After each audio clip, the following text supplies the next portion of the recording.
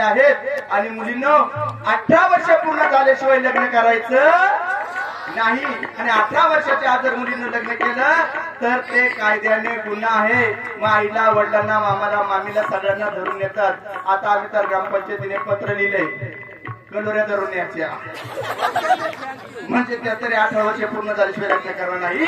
मुलींना एवढ्या शिका शिकून शिकून मोठे व्हा आणि आई वडिलांचं नाव मोठं करा. मुलींना पण शिकता शिकता आई वडिलांचं नाव कधी खराब करू नका. नाही तर मुलींना आम्ही पोलीस स्टेशन मध्ये जातो आणि एक बाप मुलीच्या पाया पडताना रडतो आणि टाळ पडतो आणि मुलीला सांगतो ए तायडे अगं चल ना घरी. लोक हसतील का मला, लोक नावं ठेवतील का. ज्या स्वाभिमानाने चालणारा रस्त्याने बाप जर तू जर पळून गेली ना तर खाली मान घालेल का तायडे. चल ग तायडे. नाही बाबा माझं त्याच्यावर प्रेम आहे. अगं ठीक आहे त्याच्यावर प्रेम आहे. आमच्या प्रेमाचं काय ग. 9 महिने 9 दिवस त्या आईने तुला उदरात ठेवत त्याचं काय ग. तो बाप रडत असतो मुलींनो, तो बाप रडत असतो. वेळ निघून गेल्यावर येईल तुम्हाला कळून. मुलींनो वेळ निघून गेल्यावर येईल तुम्हाला कळून.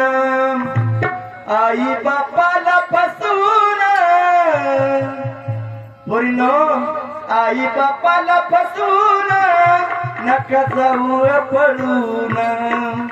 आई बापाला फसवून नका जाऊ ग पळून. क्षणात वाटतय प्रेम लय भारी माझ्या वाल्यांची गोष्टच न्यारी.